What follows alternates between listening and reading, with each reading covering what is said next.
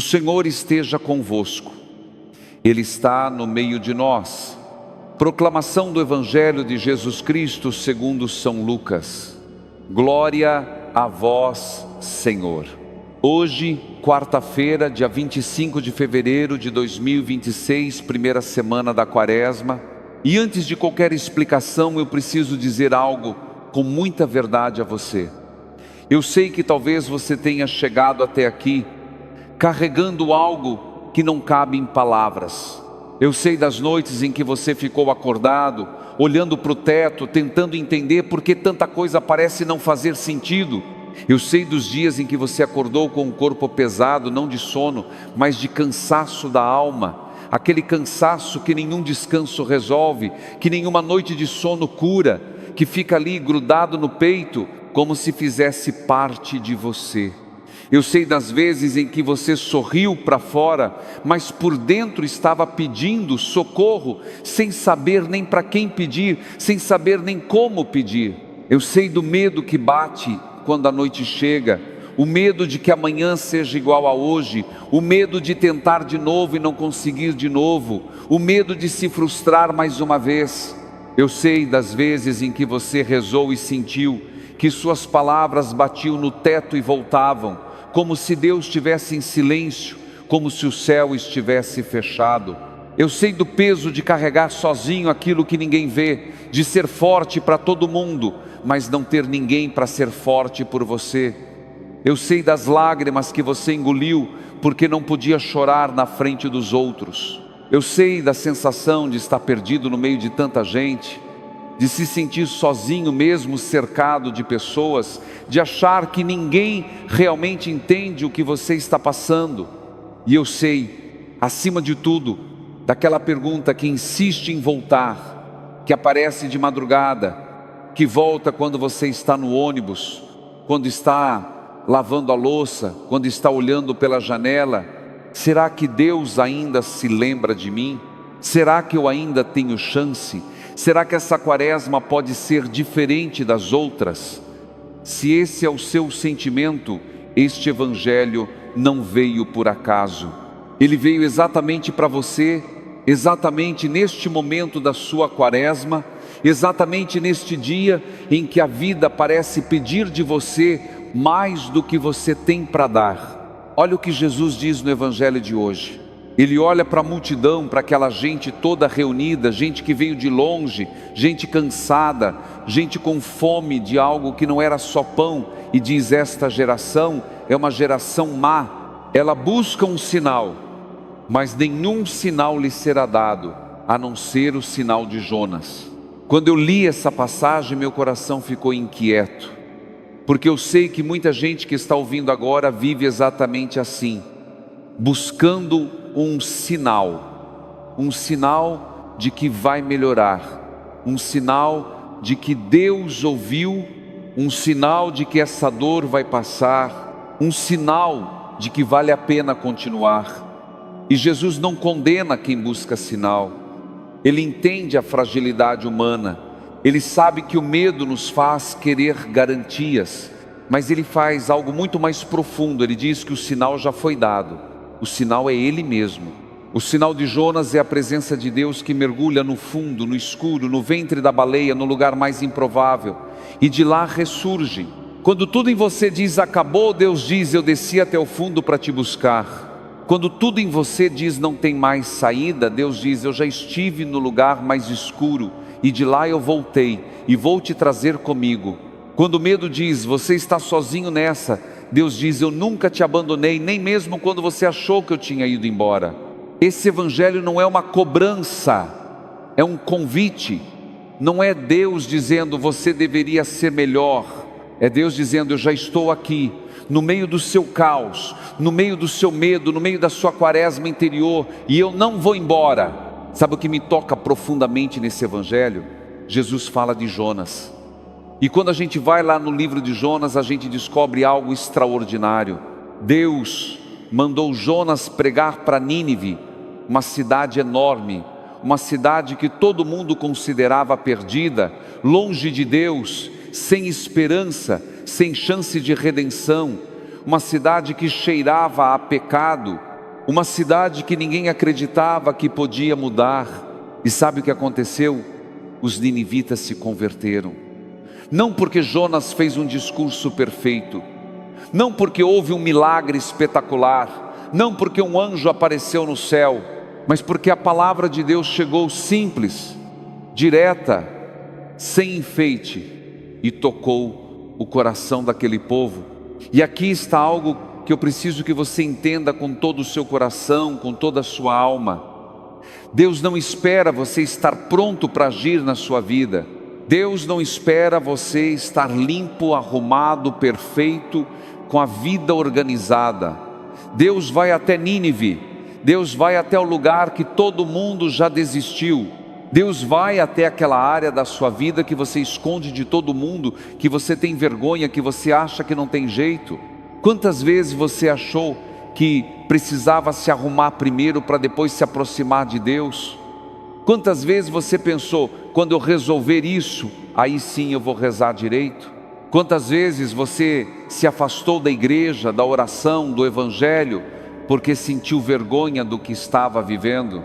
Quantas vezes você achou que Deus estava fazendo contabilidade das suas falhas, anotando cada erro, cada recaída, cada promessa não cumprida? Mas Deus não faz contabilidade. Deus não fica anotando suas falhas num caderno.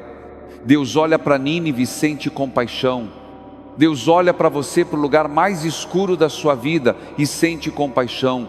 Ele não veio para os fortes, Ele veio para os cansados. Ele não veio para os perfeitos, Ele veio para os feridos. Ele não veio para os que já chegaram, Ele veio para os que estão no caminho, tropeçando, caindo, levantando, caindo de novo. Ficar quando todo mundo vai embora, ficar quando você mesmo já desistiu de si, ficar quando o medo toma conta e o coração paralisa, ficar quando a fé parece ter secado e a oração parece vazia, ficar quando a noite é longa demais e o dia demora a nascer, ficar, simplesmente ficar. Essa é a presença de Deus na sua vida. Esse é o Deus do Evangelho de hoje. Eu quero te pedir uma coisa agora. Se esse Evangelho está tocando o seu coração, ative o sininho do canal. Acompanhe diariamente o Evangelho aqui com a gente. Todos os dias um novo Evangelho, uma nova meditação, uma nova oportunidade de encontro com Deus.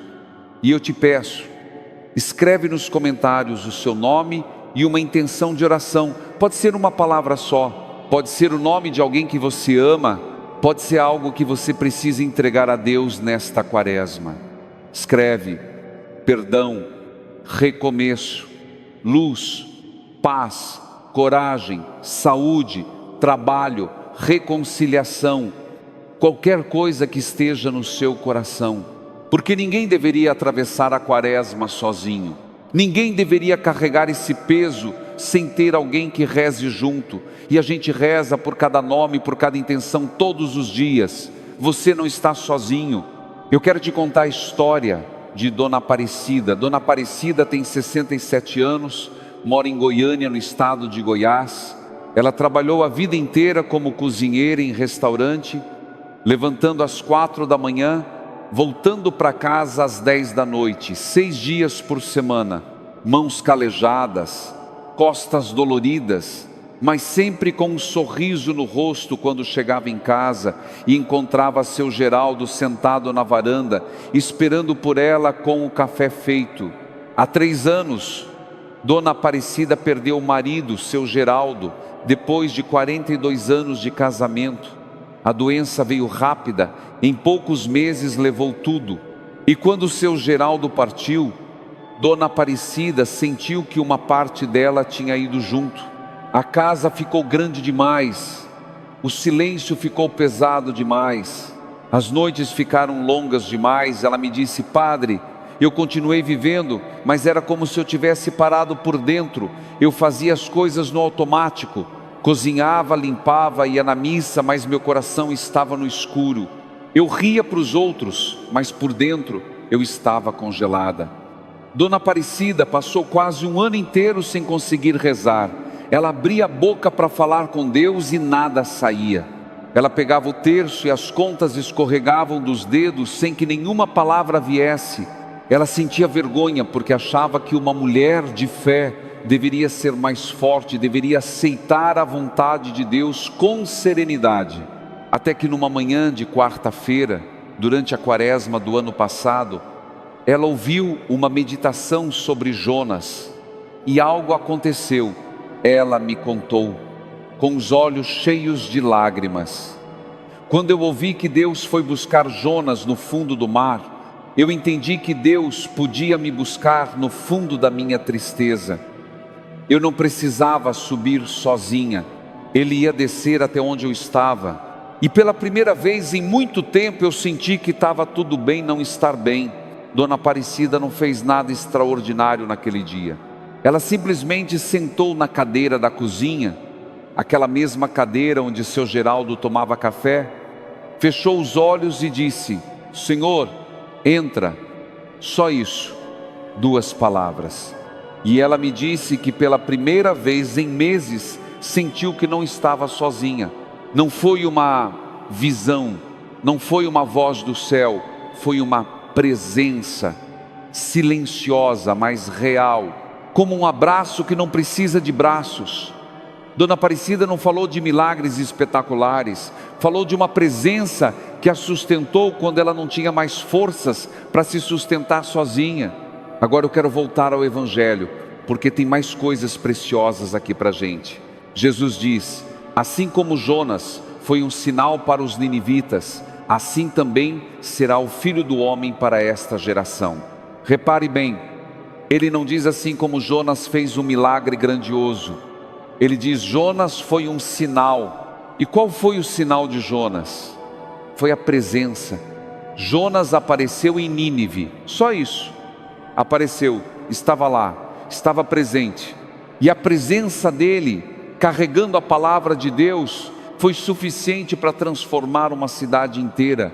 Uma cidade que ninguém acreditava que podia mudar. Uma cidade perdida, e mudou. Sabe o que isso significa para você? Significa que Deus não precisa de espetáculo para agir na sua vida.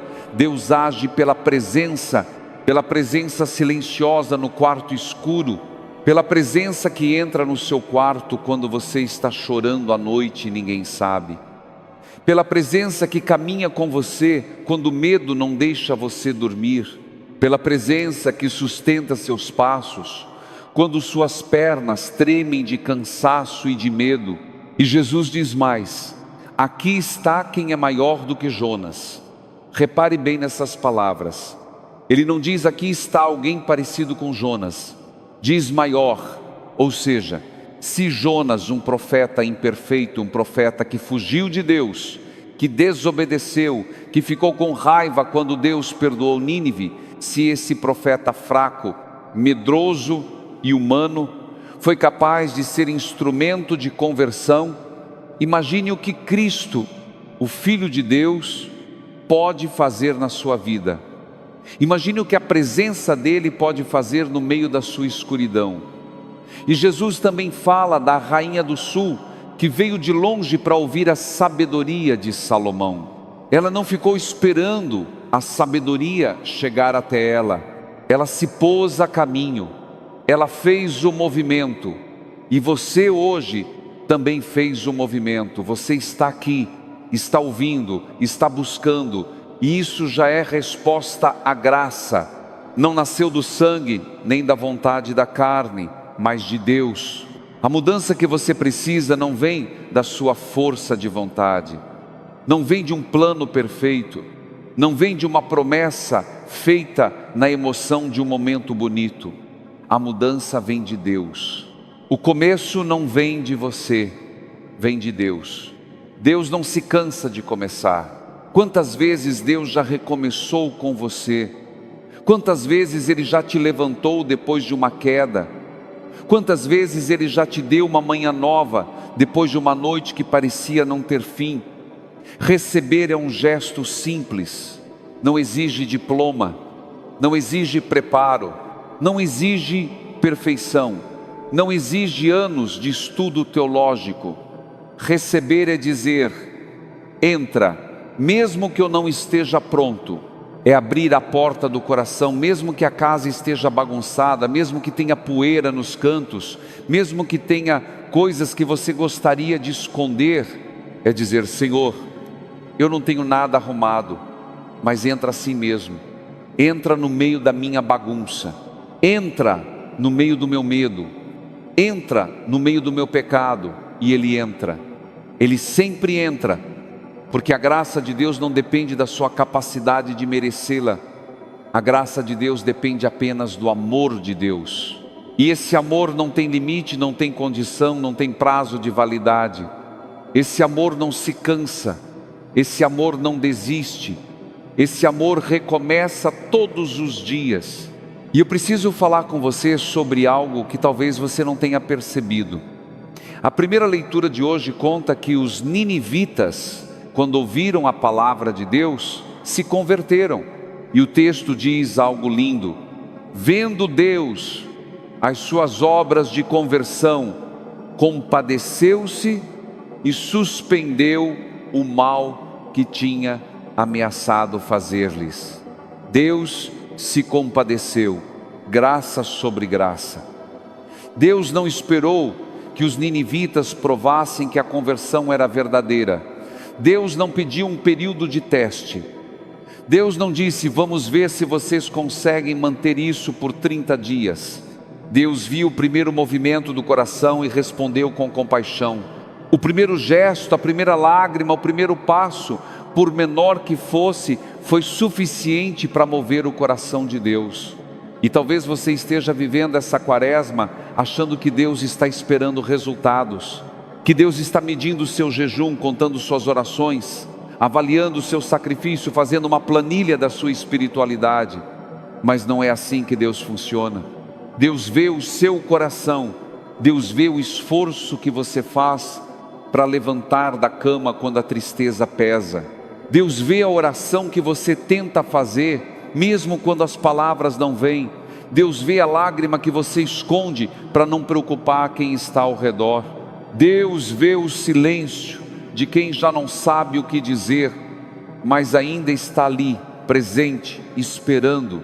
Talvez você tenha recebido forças que nem percebeu. Talvez aquele dia em que você achou que não ia aguentar e aguentou, tenha sido graça. Talvez aquela paz que veio do nada, no meio do caos, tenha sido graça. Talvez aquela ligação inesperada de alguém que disse: estou pensando em você, tenha sido graça. Talvez a própria vontade de ouvir esse evangelho hoje tenha sido graça. Não foi graça barulhenta, não foi graça com fogos de artifício, foi graça que sustentou, graça silenciosa, graça que segurou sua mão quando você nem sabia que estava sendo segurado. Graça sobre graça, camada sobre camada de amor, de cuidado, de presença, acumulando no seu coração sem que você perceba. Neste momento eu te convido a fazer algo muito simples. Não pense na quaresma como um grande projeto espiritual. Não se cobre para ser um cristão exemplar. Não se compare com ninguém. Eu te peço apenas uma coisa: feche os olhos se puder e faça uma oração curta comigo.